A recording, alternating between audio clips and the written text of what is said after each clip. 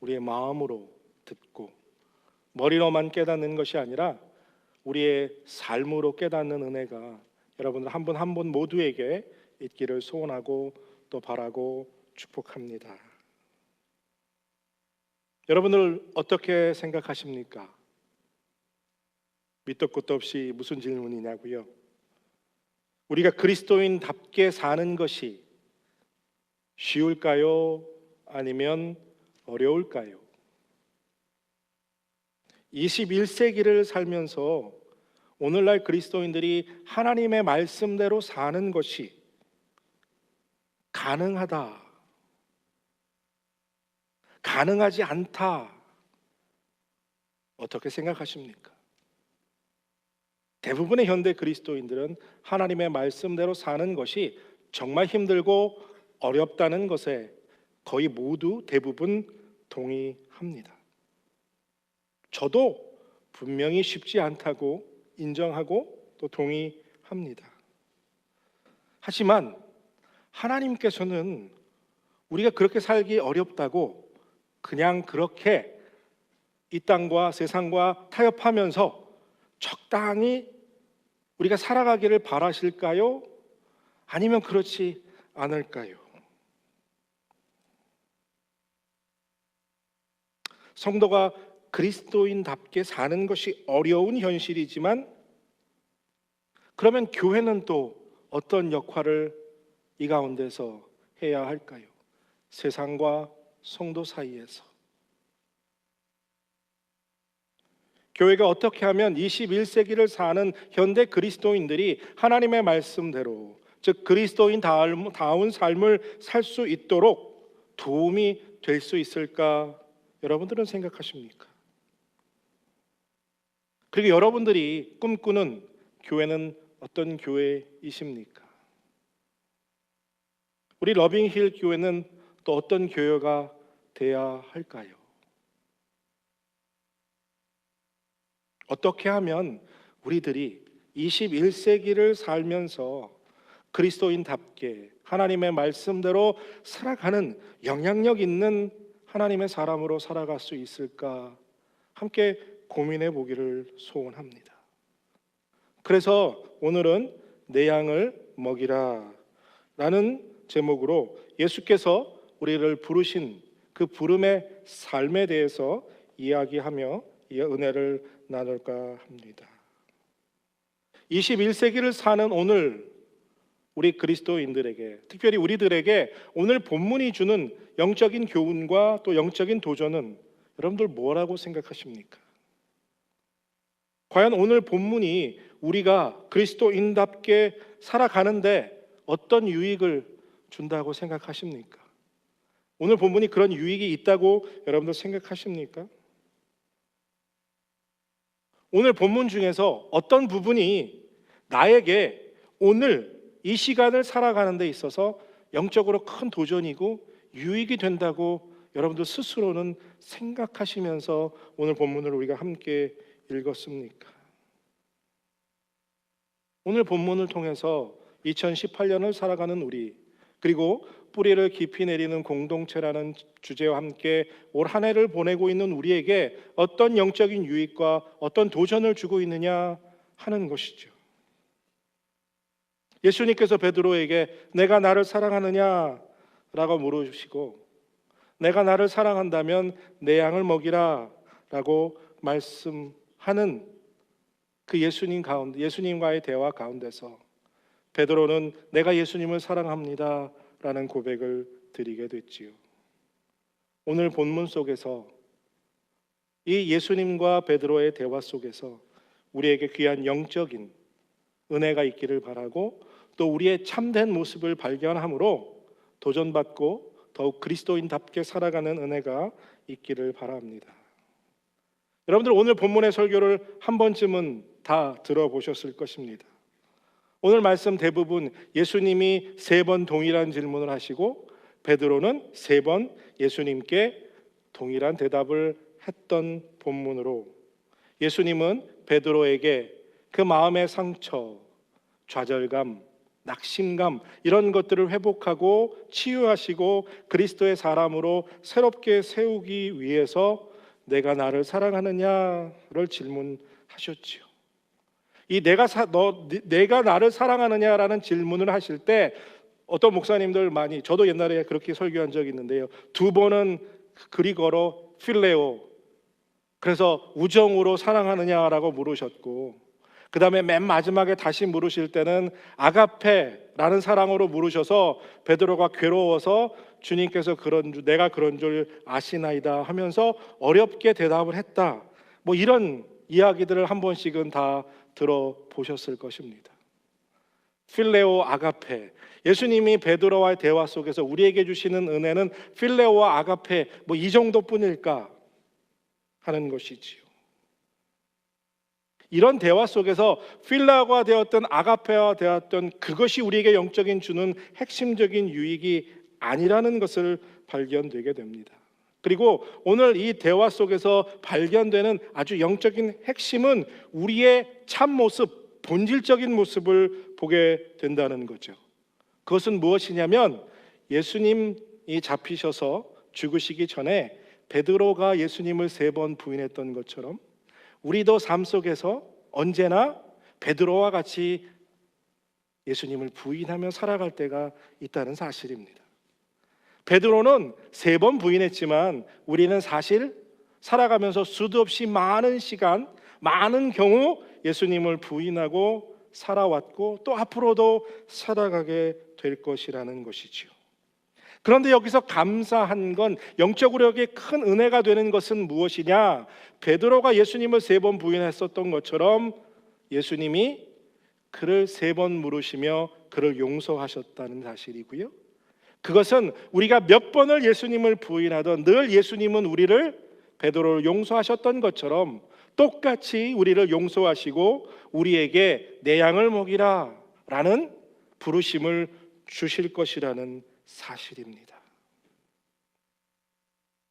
우리가 죄 가운데서 늘 살아가면서 예수님을 수도 없이 많이 반복해서 부인하지만 예수님은 그때마다 항상 베드로에게 찾아오셨던 것처럼 우리에게 찾아오셔서 우리에게 내가 날 사랑하느냐라고 물으실 때, 그리고 우리가 예수님 그래도 예수님 부족하지만 사랑합니다라고 고백하면 늘 언제나 똑같은 답으로 내 양을 먹이라 라고 우리도 그렇게 용서와 회복과 치료의 은혜를 베풀어 주실 것이라는 것이죠.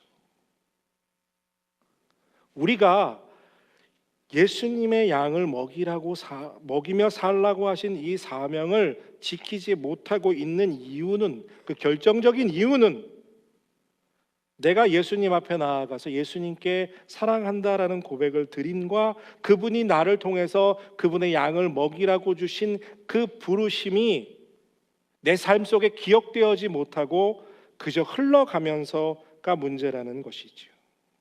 여러분들, 그리스도인들, 오늘을 사는 그리스도인이 베드로가 살았던 시대와 더 힘들다라고 생각하십니까? 우리가 그리스도인답게 사는 것이 베드로가 살았던 시대보다 훨씬 더 힘들다고 생각하는 것이 우리 대부분 그리스도인, 오늘을 사는 현대 그리스도인들이 말하는 사실이라고 합니다. 하지만 저는 베드로가 살았던 시대나 오늘 우리가 살았던 시대나 그리스도인답게 사는 것은 별다르지 않다는 거예요. 항상 어렵고 힘들었다는 것입니다.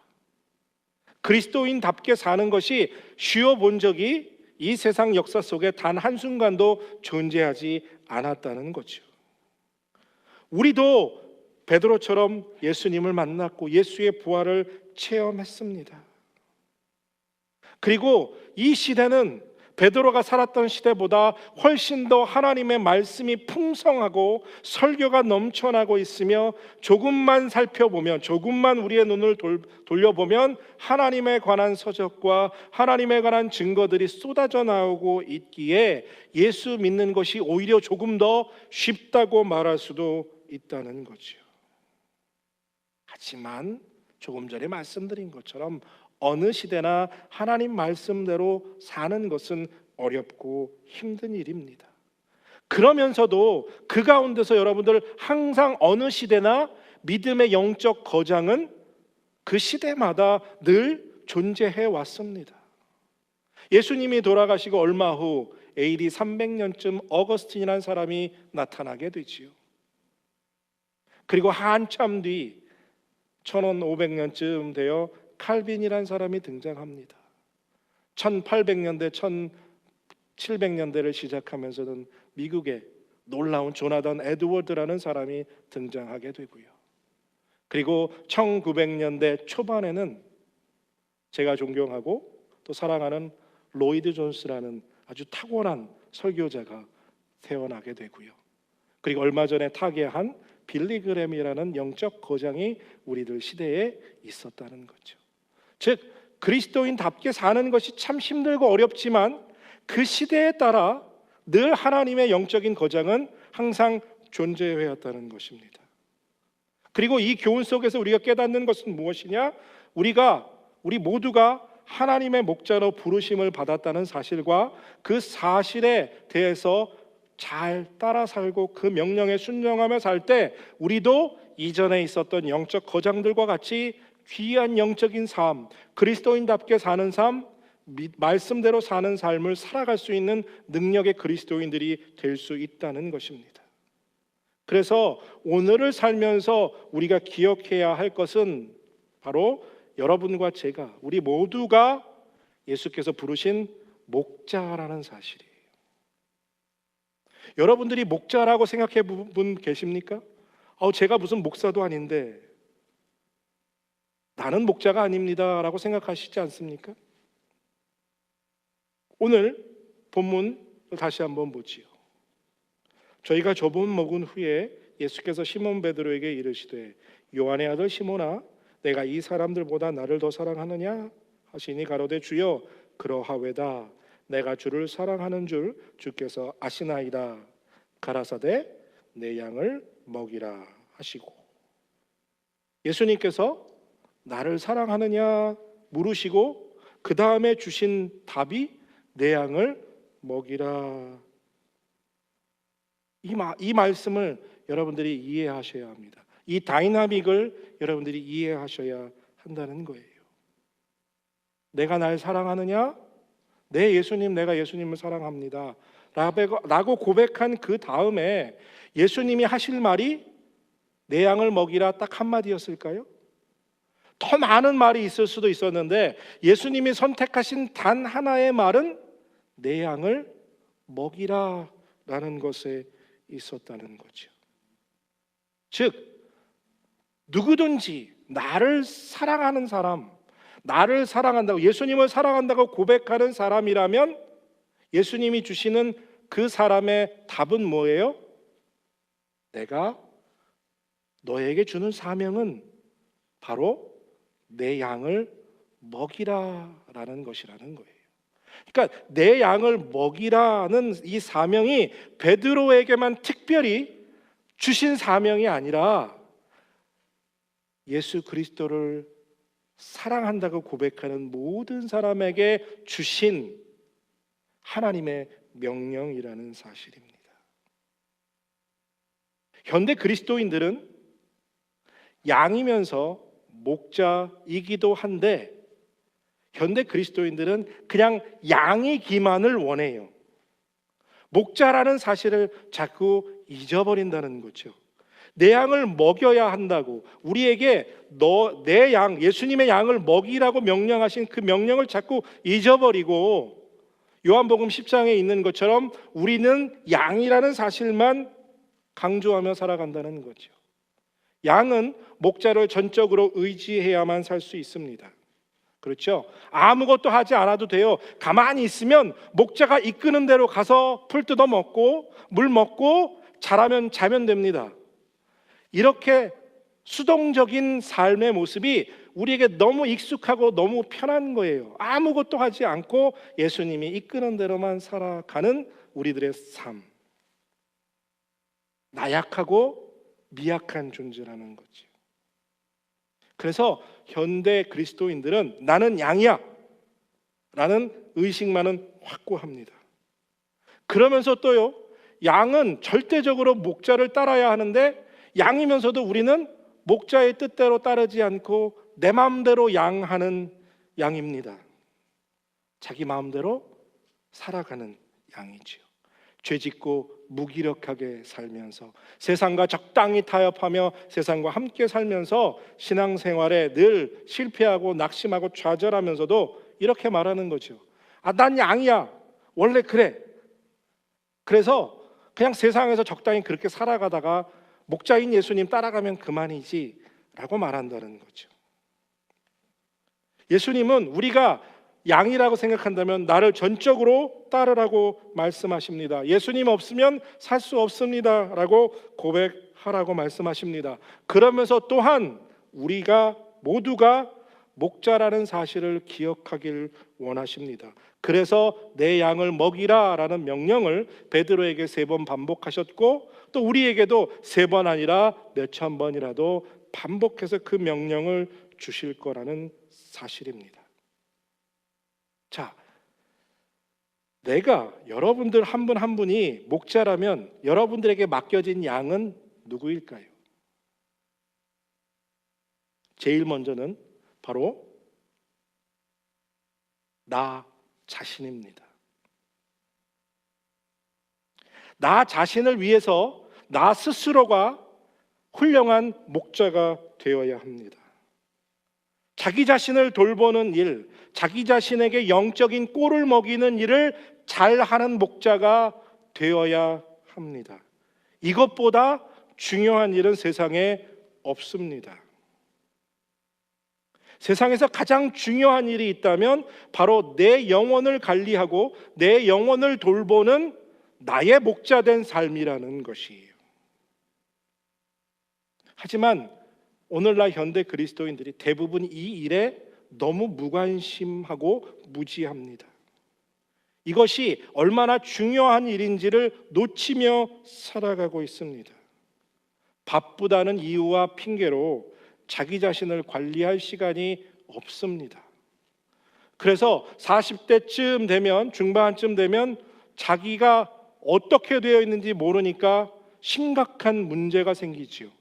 특별히 우리 어머님들, 갱년기를 시작하며 나는 누구인가, 자기 자아를 잃어버리고 심각한 문제에 빠지는 현대 사람들이 많이 있습니다. 예수를 믿던 예수를 믿지 않던. 왜요? 자기를 관리하는 것을 한 번도 제대로 해본 적이 없기 때문이에요. 특별히 아이들 키우고 남편 뒤에서 뒷바라지하고 시부모 모시고 친정 일들 하고 바쁘다 보니 자기에게 자기 영혼을 돌보고 관리하는 일을 할 수 없다고 생각하며 내팽겨 쳐놓고 있다는 거예요. 하지만 바쁠수록 자기를 관리하고 자기 영혼을 먹이는 일을 게을리한 사람은 40대 후반과 50대, 60대에 들어서 자기를 잃어버리고 아주 심각한 우울증에 빠지고 심각한 문제 속에서 신앙의 시험을 들게 되고 자기를 놓치는 경우들이 종종 발생하게 된다는 거예요. 심각하게 여기시길 바랍니다. 이게 아닌데. 여러분들 이 그림을 보시면 비행기 타셨으면 다 한 번쯤은 보셨을 그림이지요. 산소 마스크가 비상시에 떨어졌을 때 아이가 옆에 있으면 어떻게 하라? 아이를 먼저 주는 게 아니라 보호자가 먼저 산소 마스크를 착용하고 그리고 나서 아이를 도와주라라는 아주 기본적인 내용인데 이것이 아이와 보호자의 생명을 지키는 가장 유일한 방법이기 때문이라는 사실이에요. 우리의 상식 같으면 아이를 먼저 채워주고 날 채워야 할 것 같지요. 그것이 아니라는 사실인데 여러분들의 삶은 늘 아이에 매달려 있고 나는 어디가 있는지 모르다가 아이들이 다 떠나버리고 나면 나만 죽어 있는 상태를 경험하게 된다는 거죠. 내 영혼을 잘 관리하시길 바랍니다. 그 무엇보다도 중요하고 그 무엇보다도 최우선 되어야만 합니다. 그래야 그 다음 과정인 나를 넘어선 우리 가정에 맡겨준 양떼들의 꼴을 잘 먹일 수 있어요. 나를 잘 관리하는 훈련과 습관이 내 안에서 이루어질 때 내가 맡겨준 자녀들과 아내와 남편과 또 부모님들과 그 주변의 친척과 누구들을 섬길 수 있습니다. 특별히 가장들 잘 들으시길 바랍니다. 가정은 여러분들의 가정을 총책임져야 할 목자입니다. 그래서 여러분들이 목자의 사명을 잘 감당해야만 여러분들 가정에 소속된 자녀들과 아내와 그리고 그 외의 나머지 사람들이 푸른 초장과 쉴 만한 물가로 꼴을 먹고 영적으로 강건하고 자라나갈 수 있습니다. 그저 아버지 가장이 나는 양이야만 외치고 있어서는 안 되는 이유가 바로 여기에 있다는 것이죠. 가장이 자기를 잘 돌보고 자기를 돌볼 뿐만 아니라 자기에게 맡겨진 양떼 가정을 돌보고 영적으로 이끌어가야 할 책임이 있다는 사실입니다. 그리고 가정에서 다음 한 걸음 더 나아가면 이제 내 주변을 돌봐야 합니다. 친구들이 될 수도 있고요, 내 친척이 될 수도 있고요, 나의 직장 생활 속에서 또 사업 속에서 만나는 모든 사람이 나의 영향력 속에 내가 돌봐야 할 사람들이라는 사실입니다. 이 관계 속에서는 여러분들이 목자이기도 하지만 여러분들이 또한 양이 되기도 합니다. 여러분들보다 믿음에 앞서 있고 더 많은 것들을 경험한 사람들에게는 여러분들이 영향력을 돌려받게 되고요, 그 받은 것을 여러분보다 예수를 잘 모르고 아직 신앙의 기초를 닦지 못한 자들에게는 그것을 나누고 흘려보내는 이 쌍방의 관계가 형성되어지는 장소가 바로 내 주변 사람들과의 다양에서 이루어지게 됩니다. 이런 곳에서 잘 훌륭한 목자 역할을 감당하는 사람은 당연히 그 다음 과정인 교회 안에서도 이 역할을 잘 감당하게 됩니다. 여러분들은 전도사님과 저를 통해 양이 되십니다. 그래서 전도사님과 저는 최선을 다해 여러분들에게 푸른 초장과 쉴만한 물가로 꼴을 먹이고 쉬게 하고 영적으로 훈련하게 하고 자라가게 해야 할 책임과 사명이 있습니다.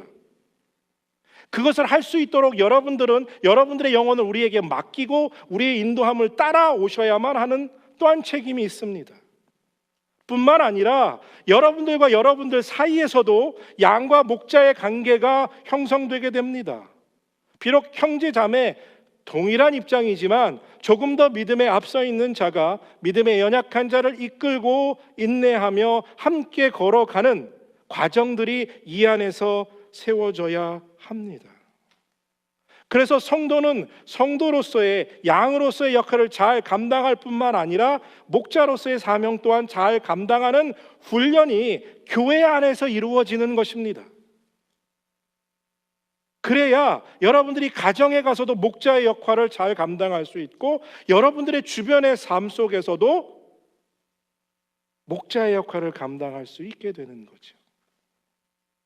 비밀은 좋은 양은 좋은 목자로 갈 수 있는 확률이 높습니다. 왜요? 목자로부터 훈련받은 그것을 벤치마킹해서 그 다이나믹을 그대로 누군가에게 적용하면 성공할 수 있는 확률이 높기 때문이라는 사실이지요. 여기까지 성공한다면 그것으로 끝이었으면 좋겠지요. 하나님은 여기서 끝나기를 원치 않으시고 내 양을 먹이라는 사명을 조금 더 넓은 곳으로 우리에게 가져나가기를 원하십니다. 우리 교회가 여러분들 한 분 한 분이 바로 이 나라를 통해 그리고 전 세계까지 다 퍼져나가도록 하길 원하신다는 사실이에요. 내가 어떻게 목사도 아니고 신학적인 훈련도 안 받았고 선교사도 아닌데 이 미국에 있는 사람을 내가 누구에게 돌아보고 세계를 어떻게 돌아봐 라고 생각하시겠지요. 모든 것의 시작은 바로 이 가운데 내 자신의 목자 역할을 충실히 감당하고 성공적인 사람은 가정에서 성공할 것이요 내 주변과 가정을 넘어 교회를 넘어 당연히 하나님께서 그 사람들에게 맡겨주시는 역할들이 넓어지게 되고 많아지게 될 거라는 사실입니다. 그래서 내 양을 먹이라는 이 명령은 내 안에서 시작됐지만 세상 끝까지 이끌어 가시려는 하나님의 부르심이, 목적이, 계획이 그 안에 있다는 사실이에요. 우리가 해야 할 일은 바로 내 스스로를, 내 한 사람을 잘 먹이고 관리하는 목자의 역할에서부터 충실하게 해서 가정과 주변과 교회 안으로 펼쳐 나아가기만 하면 됩니다. 그리고 그 훈련장이 바로 러빙힐 교회인 줄로 믿습니다. 여러분들의 목자의 영역이 저렇게 세상 끝까지 넓어져 가기 위해서 여러분들 기억해야 할 것이 있습니다. 그것은 내 자신을 누군가와 비교하지 않는 것입니다. 사랑하는 성도 여러분, 절대 어떤 경우에도 남과 비교하지 마시기 바랍니다. 여러분들 오늘 베드로를 보세요. 본문 18절입니다. 내가 진실로 진실로 내게 이르노니 젊어서는 내가 스스로 띠띠고 원하는 곳으로 다녔거니와 늙어서는 내 팔을 벌리리니 남이 내게 띠띠우고 원치 아니하는 곳으로 데려가리라. 예수님께서 너 나 사랑하니? 예, 예수님 사랑해요. 너 내 양을 먹이라. 그리고 나서 예수님이 주신 말씀이 뭐냐면 너 젊어서는 네 마음대로 살았지? 근데 네가 나이 들어서는 네 마음대로 못 산다? 누군가가 너를 네 마음대로가 아닌 그 사람들 마음대로 끌고 다니게 될 거다 라고 얘기하셨어요. 이 말은 오늘 본문에서도 말하지만 네 인생이 고단할 거다라는 거예요. 네 끝이 쉽지 않을 거야. 너 엄청 힘들고 너 엄청 고생할 거야 라는 말씀이셨어요. 그 말을 듣고 베드로의 고백이, 베드로의 반응이 너무 재밌습니다. 모세같이 하나님 나 안 할랍니다. 난 못해요. 이게 아니라 오늘 보면 21절을 보세요. 누군가 지나오는데 예수님의 제자예요. 예수님, 쟤는요? 쟤는 어떻게 돼요? 나는 그냥 고생한다고 칩시다. 쟤도 저만큼 고생하겠죠? 라고 얘기하는 거예요. 속으로 어떠한 거예요? 쟤 고생 안 하면 난 억울해서 못합니다 라는 거하고 똑같은 거죠.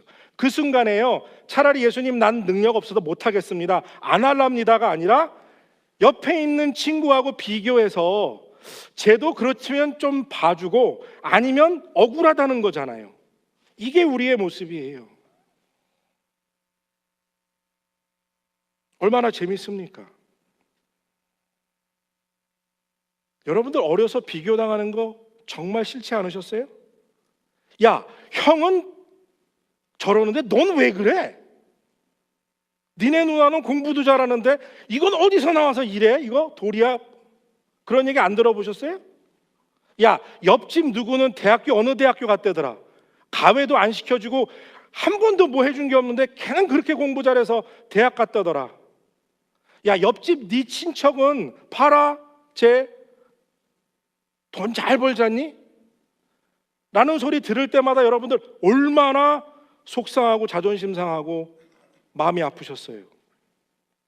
그렇죠? 비교 안 당해보셨나 보네.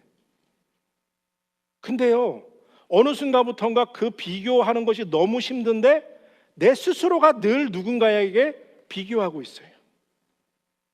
저 사람은 저렇고, 저 사람 집은 얼마고, 내 차는 뭐고, 저 사람은 무슨 가방을 메고 다니고, 손가락에 낀 다이아가 얼마짜리고, 그 집 아들은 대학을 어딜 갔고, 그런데 우리 집 아들은 어딜 갔고, 뭐 이러고 살고 있는 거죠. 예? 순간순간 비교하면서 스스로 좌절하고 상처받아요. 아무도 비교하지 않는데 나 혼자 이렇게 비교받고 비교해서 스스로 좌절하고 상처받아서 아유, 나는 하나님 믿음도 없습니다, 맨날 죽겠습니다, 이러는 거죠. 근데요, 베드로가 그러고 있을 때 예수님이 오늘 본문에서 뭐라고 말하십니까? 예수님께서 가라사대 내가 올 때까지 그를 머물게 하고자 할지라도 내가 무슨 상관이냐? 너는 나를 따르라. 야, 너는 죽어도 쟤를 내가 오래 살려둔다고 해도 너 무슨 상관이야? 베드로에게 말하는 거예요, 예수님이. 넌 나만 따라오면 돼. 무슨 얘기입니까? 내 양을 먹이라는 사명만 감당하면 돼. 다른 사람하고 비교하지 마. 난 너를 비교하지 않는데 누구와? 너는 왜 자꾸 누구와 너를 스스로를 비교하니? 라고 예수님이 말씀하시는 거예요.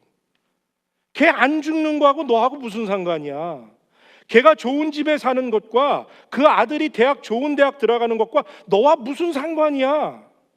너는 지금 내 양을 먹이면 돼. 내 스스로를 관리하면 돼. 내 가정을 관리하면 돼. 라고 예수님이 우리에게 말씀하고 계신 거라는 거죠. 너에게 향한 계획과 저 사람에게 관한 계획은 관계없는 거야. 그것은 내 뜻인 거야. 라고 예수님이 지금 우리에게 말씀해 주고 계신 것이에요. 여러분들, 한 그리스도인이 있었습니다. 날마다 자기 십자가를 지는 게 너무 힘들고 무겁고 괴로워요. 그래서 간절히 하나님께 기도했죠. 하나님, 이 십자가 좀 어떻게 바꿔주시면 안 될까요? 열심히 기도하니 하나님이 꿈에 나타나셨어요. 예수님께 얘기했죠. 예수님, 이거 무거워서 죽겠습니다. 크기는 왜 이렇게 커요? 무거워 죽겠어요. 저 이거 못하겠어요. 바꿔주세요. 그랬더니 선뜻 예수님이 그래라. 그래서 옆에 이렇게 돌아보니까 저 구석에 조그만 십자가가 보이는 거예요. 저거 조그마니까 가볍겠다 싶었죠. 그래서 하나님, 나 저거 들을래요. 그래라. 그리고 가서 보니까 십자가는 작은데 이 십자가가 온통 뾰족한 가시천지인걸요. 손을 잡아도 아프고 어깨 매도 찔려서 아프고, 그것을 매는 순간 차라리 무거운 게 낫지 찔려서 여기저기 피투성이에 아파 죽겠는 거예요. 읍스. 그쵸? 읍스.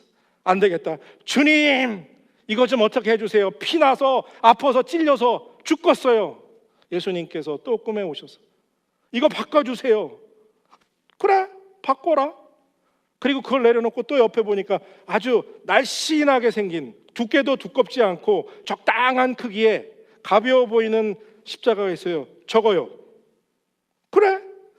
그리고 가서 들어보니 이게 두께는 얇고 길이는 크지 않은데 뭘로 만들었는지 천하보다 무거운 걸요.